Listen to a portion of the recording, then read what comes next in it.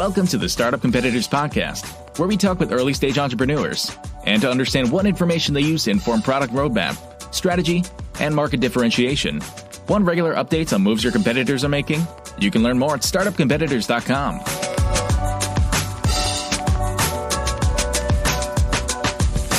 Hey there. Welcome to the Startup Competitors Podcast. Today we are chatting with Christopher Perry, who's one of the co-founders and the CEO of PrettyFluid Technologies. We go deep on their product, which they call Zentinel. We talk a lot about data security and rights, specifically as implemented in large, medium, and smaller size enterprises. This one has a fair bit of kind of technology jargon, a lot of go-to-market conversations, which are really fun. It's a bit of a broad-ranging conversation with Christopher around some of those topics, but really a lot of fun. I enjoyed this one quite a bit, love what they're building, love the direction that they're taking with the product, and I see a ton of opportunity. I think you will as well. Some great, again, insights similar to last week's episode around early customer development, selling. This is another founder that kind of pre-sold the product before they built it, which is something I'm super fascinated with, particularly in the corporate setting. Lots of conversations around what does implementation actually look like in a moderately sized enterprise, and what are the implications to customers and internally how we have to change practices and behaviors. Christopher was super transparent. Really appreciate him taking the time to do that. So please enjoy. You can find them online at prettyfluid.com, prettyfluidtechnologies.com. You can reach out to Christopher. I think he shares his email at the end, or you can also find him on LinkedIn. Thank him for coming on the show, and thank you so much for listening. This episode is brought to you by Full Stack PEO. Most founders start companies because they figured out a better way to solve a problem or serve a need, not because they love tracking payroll, filling out compliance forms, and explaining employee benefits packages. And yet, all that stuff still has to be done. That's why there's Full Stack PEO. Full Stack PEO specializes in turnkey HR for emerging companies, not just those core services, but advice and expertise that help founders maximize employee potential. Curious? Find out more at fullstackpeo.com. Welcome to the podcast. Today we're chatting with Christopher Perry, who's the co-founder and CEO of PrettyFluid Technologies. Christopher, welcome. Hey, Mike. Happy New Year. Thanks for having me. Man, I'm excited to have you on. Let's start with a quick pitch for what you're doing at PrettyFluid Technologies. Yeah, how long do I have for the pitch? Because this is going to take about 30 minutes. In your case, that might actually be true. So, briefly, we have a data security and rights platform that allows corporations to eliminate liability and costs associated with storing sensitive information and complying with regulations. We do this through our one-of-a-kind SaaS platform that we call Zentinol, which securely stores consumer data in individual containers accessible only by those granted permission. That is a very technical pitch. Let's go one level deeper. If I'm an organization that is using Zentinol, what does that actually look like? What am I doing, or what am I not doing? Yeah, what you're doing with Zentinol is you are transferring your risk and liability around storing PII or sensitive information into a highly secure environment, which allows you to lower costs around maintenance of information, around storage of information, and around protection of information. It also affords you the ability to have what we call enterprise level software, where what we've built is really for the Fortune 100, but we're bringing it to the Fortune 5 million. And what we mean by that, it's cost effective and affordable versus a lot of the solutions that are out there today. You have to buy 3 or 4 different solutions just to have one product or one solution, if you will. And give a couple of use cases or examples, if you can, for how Zentinel has been used or will be used that just make it really tangible. So here's a fictitious company, they do X, they would use Zentinel in this way. Yeah, perfect. So I'll give you an example of one of our clients. So they engaged us to move all of their PII information, so first name, last name, address, anything that they deemed to be sensitive that they didn't want to be at risk for a breach. And they moved that into the Sentinel environment. And so now when they need to access that information, they send a request into the Zentinel environment. Their customer gets a notification that company A is requesting to use these pieces of information. And depending on whether it's contractual or non-contractual, the customer will approve or deny. If it's contractual, the information is just pulled. So really what this allows the company to do is process this information in memory without ever storing it in their environments. And then in that particular case, or in cases where you're doing this, are you then so one of the things you said in there early on, right, is things that are at risk for breach. Are you then indemnifying the company if there is a breach, and how do you prevent that breach? Talk to me a little bit about if bad stuff happens, what does that mean for the client, and what does that mean for the data? Absolutely. This is one of my favorite questions. We, of course, do have indemnification policies for the company, but the beauty of what we're building is we are truly transferring that sense of ownership or responsibility of the data back to the consumer. So Chris Perry is responsible for his data. So if I lose my password or give my key away and someone's able to somehow get into my environment, I'm responsible for that, not company A, B, C, or all these other companies that you do business with, which is a complete inverse of what is done today. Like what's done today is the companies are responsible for that data. So when they get breached, Mike Kelly and Christopher Perry's information, when that goes out the window, well, we have the right to go after that company for liability. Got it. Give us some current stats on the business. Anything you're open to share? The idea here is for a listener are you still kind of two guys in a garage? Do you have a team of 100 people? This could be team size, revenue, number of customers, could be something cool around individual pieces of information that you're storing and protecting, could be revenue, fundraising, anything that you're open to sharing to kind of paint that picture? Yeah, I'd love to jump into that. And we moved out of the garage because it's super hot in Arizona. We didn't want to wilt away.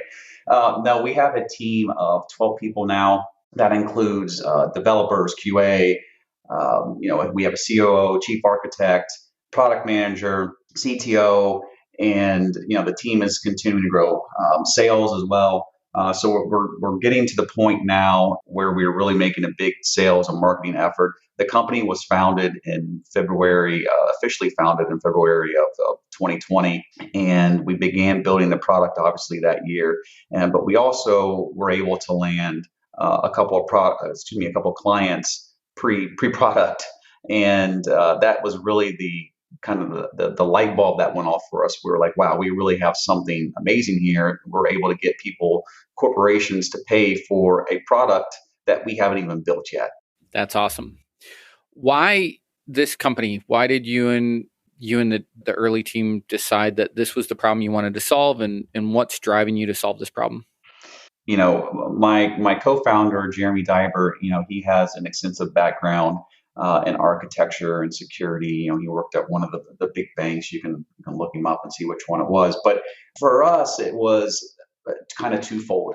One, what are some ways that we can help corporations, reduce the risk and costs and liabilities around all this information that they need to do their businesses, but without continuing to put people like me and you and Jeremy and our family in harm's way.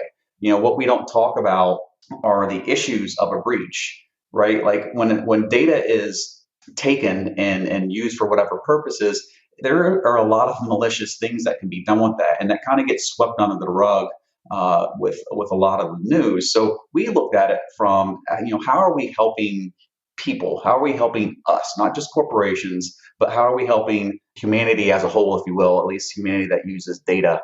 And for us, it was creating transparency and creating responsibility, or giving responsibility back to the people who control that data, right? Or who own that data, I should say. And that's really the impetus of why we got started, to protect not only corporations, but protect us as individuals as well. So I've seen a similar version of this product pitch 3 or 4 times over the last 10 years, but at each time before, it was less about a enterprise kind of data security platform for managing risk. And the 3 or 4 times I've seen this pitch, it's about how does the consumer monetize their data, and I get that it's a very different thing. But when you look at how could a consumer monetize their data, the solution would have to look something very similar to what you're building, right? Like the underlying architecture and how you think about it would have to there would have to be something that's very similar to kind of what you're doing with Zentinel. Is that part of the long-term strategy, allowing the end user to monetize their data? If not, why not? Is that part of what you've been thinking about from day one, or is that just a distraction in your mind? Another really good question. I think before you even get to consumers making significant money from selling their data, you have to create a platform for that to happen. And you also have to create a platform that is secure and is transparent and isn't controlled by others. And, that's what we're building here. One of the things that separates us from, others that are doing something similar or playing, in our arena is we have no control over your data. Meaning, like when it's stored in the Zentinel environment, no one can access it other than the user and the corporation, through mutual use. So other corporations are taking a similar concept, not exactly the same, and they're putting this data in a secure environment. I'm using air quotes here. They're putting this in a secure environment, yet their company, this company that you signed up for, can still access that data in some manner. So, I'm kind of going around that question a little bit here because I wanted to paint that picture first. And from a long-term solution, yeah, that's definitely a possibility. But I think you have to have a platform that has already put the trust in what it is that you're going to do. So let me give you an example real quick. We're both on the Zentinel platform, Mike Kelly and Christopher Perry. Mike Kelly wants to sell his information, but Chris Perry doesn't. I want to be darn sure that my information that is on this platform cannot go out and be sold to anyone else without my express consent. And same thing for you. If you sell your data, right, you've given express consent to sell your data, there should be mechanisms in place for you to know where that data is going. Not that you're just selling it to the whole world, or you're saying, yes, now pay me X amount of dollars for these pieces of data. So look, to go back and answer your question directly, yes, we've discussed it for sure. But I think before you even get anywhere near that, you need a platform, again, that conveys trust, conveys transparency, and security. Wise answer. Talk a little bit more about landing some of your clients, your early adopters, pre-product. That is like the holy grail of startup life, right? To get customer revenue or kind of customer funding, right? Instead of you having to necessarily self-fund or bring in, angel capital before product. And maybe you did some of that too, but that ability to kind of sell product before you have it is, massive in terms of understanding product market fit and funding that early growth. How did you do that? What were tactically, what were some of the steps that you took to make that happen? Yeah, that was a tough one. I got on a plane and I flew to a few friends' house and I showed up with a bunch of whiskey and candy and chocolates, and I won them over. No, it was now. Now I'm upset you didn't try to sell me if that's what the sales process is. I'll send the whiskey and chocolates tomorrow, I promise. So what I did, I reached out to a few people, and let me, before I even answer this question, let me just give a little bit of background on myself. This is not my first rodeo, and I was fortunate to be part of a team, co-founded a company and products that had an exit in a significant exit in mid 2019. So I'm obviously repeating this again with a lot of lessons learned. And it's paid off. And you can see that in just the first 12 months of what we're doing. So, before I even took the leap of faith, my partner and I, we said, let's make sure that people actually need this product and want to pay for this product, right? Like we have all these great ideas and then we forget to ask ourselves, will someone actually pay us for this? So, I went out to a handful of people. that I thought could potentially use the product. And I said, hey, George, we're building this product, and the data rights, data security, and help lower your liability, all the things that we just talked about. And I heard emphatically several times, if you build this product right now, I will pay you for it. And at first, the first time I heard it, I was kind of said, haha, I'll get back to you kind of thing. And then I heard it again, and I heard it again. So from 3 people of the 5 that I reached out to, I said, okay, I have something going here. So 2 of those 3 people that said yes immediately started paying us for use of our product, and that third is actually coming on board now. So it was really just reaching out to a few people, and those few people, and you're probably like, well, why didn't you reach out to 20 or 30 people? Because I didn't need to, right? Our break even is so low. I don't need to go out and go gorilla hunting and take down, Wells Fargo or Bank of America or, Target, right? I don't need, it'd be great to have those clients one day, but I don't need to go to them to create a viable business. I can take a handful of clients that, again, play in the small, medium-sized range and create a viable company. And that's what we're doing. And that's really what I meant earlier about bringing an enterprise-level solution to the Fortune 5 million. That's what we're doing. Would we like to have the Wells Fargos and things of that nature one day? Of course. But our target audience, our target market right now is really catering to, the corporations that we really think need our help. And maybe one more question on this thread, particularly because you're doing enterprise sales, and you're doing enterprise sales with kind of a pretty technical solution, right? This is not Bill.com. So right, where, somebody swipes a credit card and they're good to go. So maybe on that theme of early customer adoption, and unpacking a little bit more of what it looks like to implement Zentinel, right? There's somebody agreeing, yes, I want to use Zentinel, but now there's also they've got to pick which systems and data they want to leverage Zentinel for. They have to build out those integrations, start passing that data to you.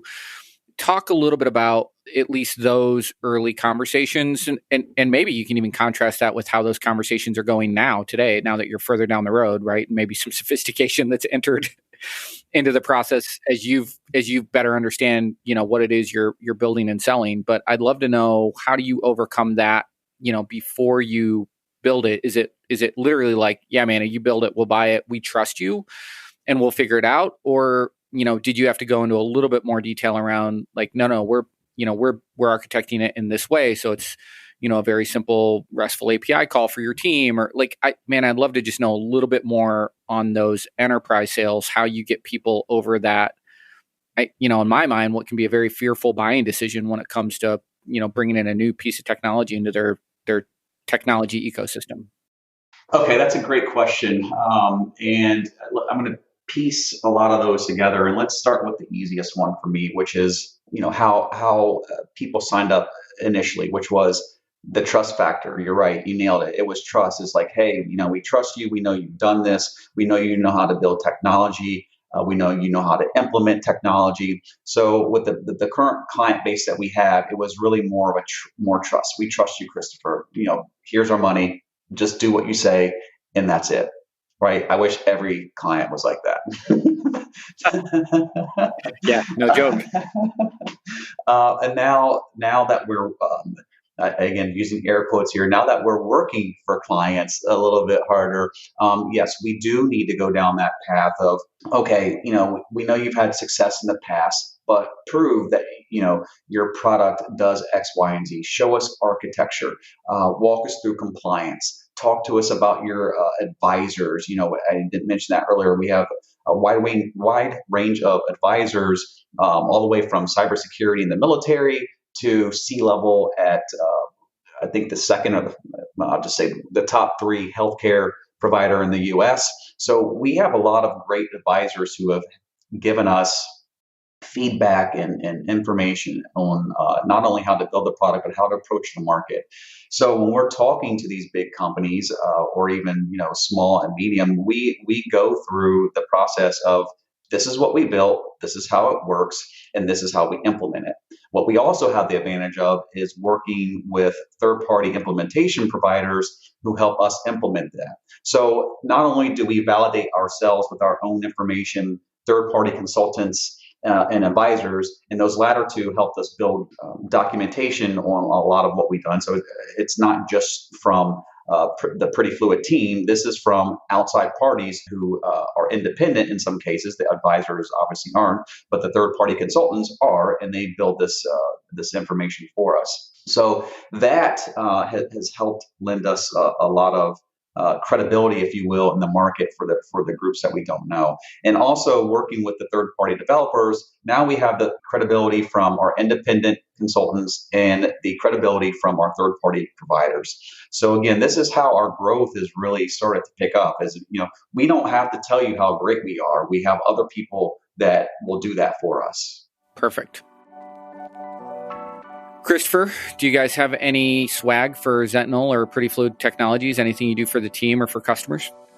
I have swag in my mind. I do not have tangible swag. I would love some PrettyFluid or Zentinel swag. If you were going to do something for customers, let's say conferences, like in-person conferences still existed, and you were going to this several thousand person conference, if I walked up to the PrettyFluid booth, what would be in your mind the killer piece to put out there? I've seen so many great swag ideas over the years. I'm going to give you one from my prior startup, and because I have never seen anything like it since, and it's not just because I was involved with it, and it wasn't even my idea. It was my co-founder, his idea, and we created a leasing wheel. And our product was specifically for commercial real estate, or that product was for commercial estate leasing and asset management. And we created a little leasing wheel that was basically like a paperweight, but it actually spun. And when you spun it, it would say, when it stopped, it'd have an answer like, increase rent or decrease rent or, whatever. But it was for a landlord to decide on how to close a lease. It's the magic 8 ball of leasing? Is that what I'm hearing? Yes, exactly. I love that description. Yes, that's exactly what it was. And still to this day, we sent those things out in 2021. We sent those things out in 2014 and 15. And I still, when people see me, they're like, oh my God, Christopher, those leasing wheels that you had were amazing. I still have one on my desk. So the Zentinel version of that could be the magic 8 ball of data breaches. Yes. Yes. Do you want to consult for our marketing team? Oh, I'm in. Can you imagine how much fun those would be to write? That would be so great. Absolutely. Oh my gosh, that's a great idea, man. All right. Well, if you need your marketing swag, or if you want to have a conversation like this with somebody who can help you figure out what to put together a swag, reach out to the folks at Fuel Merchandise Group. You can find them online at fuelmerchandise.com. Mention Startup Competitors and get 10% off your first order. You know why I'm going to reach out to them? For two reasons. One, I need swag. We need swag for sure. And number two, their company name is the name of my former product. Oh, that's awesome. Okay, we're 20 minutes in and I'm just getting to my first competitor question. So sorry. No, this is great. That's not your fault. I had a bunch of questions in there. This is awesome. When you think of competitors for Zentinel that are out in the market today, who or what comes to mind? Oh man, that's a great question. Let me think about this for a sec, because I hear a lot of startups say this, a lot of companies say this, that we were the first, and you find out they really weren't. Well, if you do research on what we are doing, we truly are the first. This is actually an idea that, we had almost a decade ago, but, it wasn't ready to come to market for several different reasons. But we are just now getting to the point where people are even grasping what it is that we're building and bringing into the market. So when I look around at the competitive landscape, it's still thin, and candidly, I believe that some of these groups that might be called competitors to us are going in a direction that we probably wouldn't go, or I shouldn't say probably, that we're not going to go for a lot of different reasons. I don't need to, give away all of our secret sauce and competitive advantages on this podcast. But to answer your question directly, I think that the pickings are slim out there, Mike. One group that we feel plays in the same ballpark as us is Erupt, which is out of UK. And if you're familiar with that group, it's the same guy who built the internet, or one of the guys, or actually multiple guys, but he gets a lot of the credit. Tim Berners-Lee, they're building something similar. And where I think that they are you don't mess around with competition, do you? Go big or go right. home. Yeah, it's like, could we pick someone else to go up against? But look, we play on two opposite spectrums of the market. Frankly, he plays in the enterprise market, or I shouldn't say their company plays in the enterprise market, and we play in, again, the small, medium-sized market. And their path is a little bit different in terms of their environment and the way that they're going. So there's still a lot of there's some overlap, but there are a lot of differences in what it is that we're offering.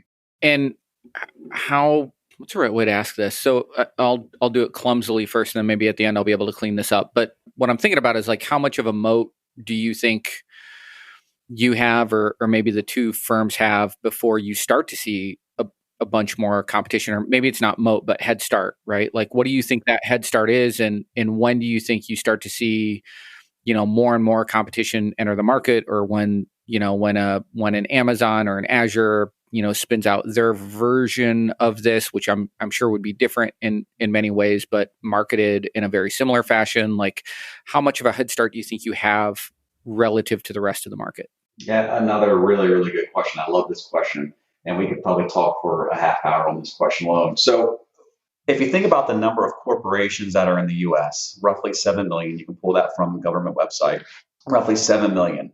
So I don't need we don't need to have 7 million clients. We don't need to have 1 million clients. We could, right? We could have 6.5 million. I don't know.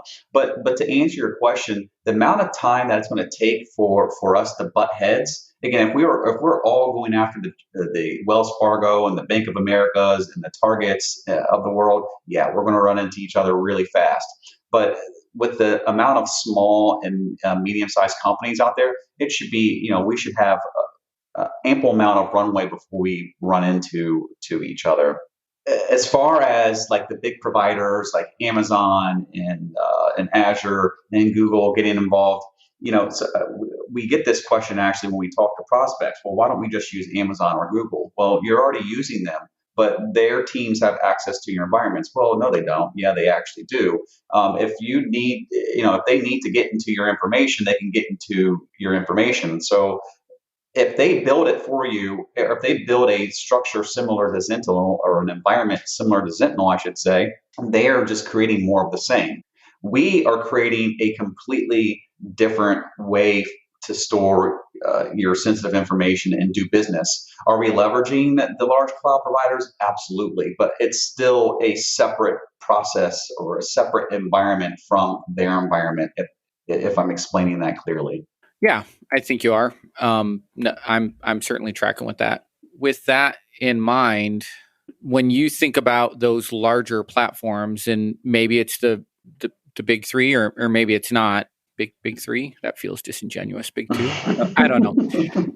But either way, do you view them as future potential competitors, or do you view them as channel partners, as a way to potentially get access to a broader market? I'd be interested in your thoughts on that, particularly when you go downstream from those guys a little bit into maybe other hosting providers, or even managed service providers who might be out in the marketplace, where you could potentially be partnering with them to reach a whole new market.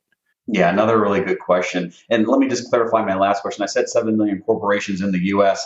I can't remember if we filtered that down. I think there are more. So if someone goes out there and they look up for 7 million and like, oh my God, Christopher's wrong with Soul. Yeah, I think it's filtered based on our target market. So keep that in mind. There's no fact checking on this podcast. No, don't worry about that. Thank goodness. So to repeat that question real quick, Mike, just the tail end of it. Yep. The short version is, talk to me about hosting providers, or even potentially managed service providers as channel partners, because to me, I feel like that's also a great way for you to scale very quickly. You're absolutely right. And oddly enough, we've already been in discussions with a couple of the larger providers again, unsolicited, reached out to me. And look, you've been in the startup world a long time. When you get unsolicited offers, whether it's for capital or partnerships or knowing about your platform, and this early of what you're doing, those are some really good signs, and we're getting that. It's so many different unsolicited offers. Again, ranging like it makes it much easier to fall asleep at night. But to answer your question, yes, that is definitely an option for us and others working with these providers. And I think it's going to take either somewhat of a critical mass to get there. It might not be a large critical mass, but I think that will prove the concept of this product for those larger groups to say, okay, we're with you. We see it, and there's a market for this. And actually, that was what one group told me almost verbatim. So I foresee that, and it will be a great way to get our product out there. Again, this is not more of the same. This is completely different, and from a technology standpoint, completely different of the way we're managing data today, I should say. And from a technology standpoint, when you start getting into it, for us nerds, you're like, wow, this is amazing. But for the layman, all you need to know is that, your data is protected. You have transparency into your data, both the individual and the corporation. This is going to feel like a complete because it is. This is a complete departure from the path of questioning we were on, but something you said in there really kind of triggered this for me. If I'm your client and I'm implementing this technology, do I need to be worried at all about a new point of friction with me and my customer? So, previously I'm asking my customer to give me their name, their address, their social security number, whatever information I need to complete their transaction.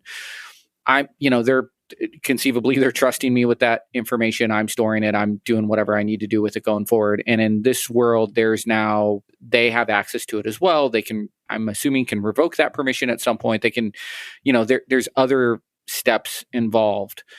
Do I need to be concerned about how I message that to the customer, bring them along for that journey? Because this is not something that they do with every institution that they work with today. Is like, how are you framing that or explaining that to potential adopters of this technology? Yeah, I love that question as well. These are great questions, Mike. And these are obviously questions that my team, we go back and forth with, and obviously have these kind of discussions with our clients as well. But look at it from this angle. The client is building the trust, or increasing trust, I shouldn't say building, increasing trust with their client by providing. In many cases, financial institutions are building trust. They're not increasing it. So that's true. That depends on the institution. That's very true. Yes. So look, they're building or establishing this trust with their consumers of like, look, this is what's going on with your data. Here's your data. You have much more insight into this. And again, going back to one of the comments I made earlier, depending on whether it's contractual or non-contractual, there are different aspects of this. But at the end of the day, this is that trust and transparency that clients that you have been asking for, I have been asking for, that people have been asking for, and now corporations can give that to us without breaking the bank. And quite frankly, it's much more cost effective than the systems they have in place. We didn't talk a lot about that, but the clients that we're working with now, we're actually able to go in and remove or replace multiple systems by use of Zentinel. Like that's huge. And we're talking, I'm not talking about saving companies $5,000-$10,000 here. There's one company that we're saving over $150,000 a month by just using our platform. Whoa. Like that's pretty significant. It's a pretty big company that we're talking to, but it's very significant, right? And I don't know if that answered your question and kind of went into another point, but look, I think the most important thing to take away from this is it's that level of trust that you are allowing your client to create versus you forcing that trust. No, just trust us. Like we're storing your data really securely. And then next week, company A comes out, yeah, we lost all of our data. We were breached. It was an insider threat or it was an outsider threat that hacked us. That's what we're removing from the equation. Got it. How will you know when you have product market fit? We already did. The moment we were able to get clients before we had a product, that was huge. The fact that we have so much going on from a pipeline standpoint, I'm 100% certain that that was actually the easiest part of what we're doing, product market fit. If you turn on CNN or Fox or whatever you watch, you can hear what's going on with the breaches, or you can read about all this information that's going on. So the necessity for a product like ours is there, and there's finally need for it. Like people are like corporations, like, okay, this is, not everyone can afford to just, pay $2 or $3 million and then go about their business. I don't want to name names of corporations on the call, but you can do your research. Look, these groups get fined heavily for a small, medium business. If you get breached, that's your company. That's it. There are a couple companies that I've spoken to that have had to rebrand because they've been breached. Again, they're not huge companies. They're not going to read about this in the Wall Street Journal, but for them, it almost crumbles their business, and for some, it does. So again, this goes back to adding viability to a company. You might not see it immediately, but the moment you're breached, you're going to see it, right? Like you don't have that liability anymore. Great answer. Great answer with one caveat. So you've established product market fit. You and your team, believe you're building the right solution that the world needs right now.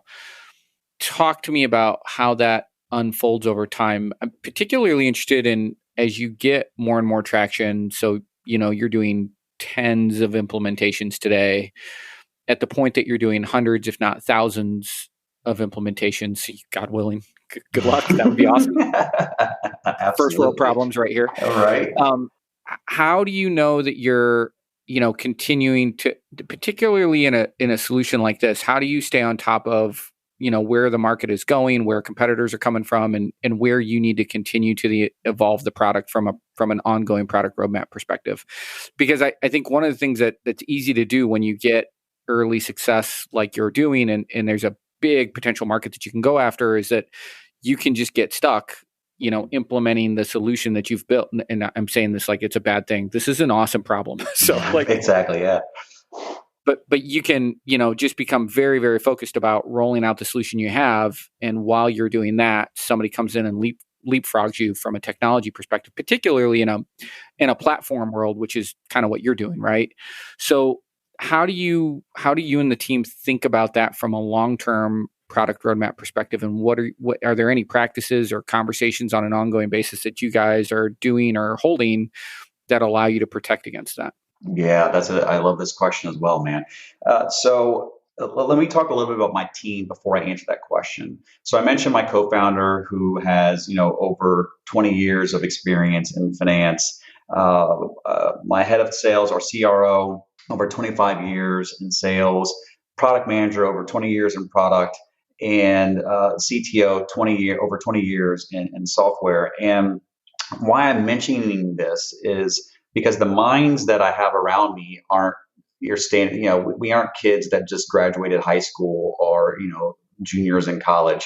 We have significant corporate experience, significant startup experience, and we think about these things, right? And we talk about these things. And if you saw our parking lot, let me define parking lot for some of the listeners, meaning our backlog of features or revenue features, not just product features, of revenue streams that we could implement in this, it is huge.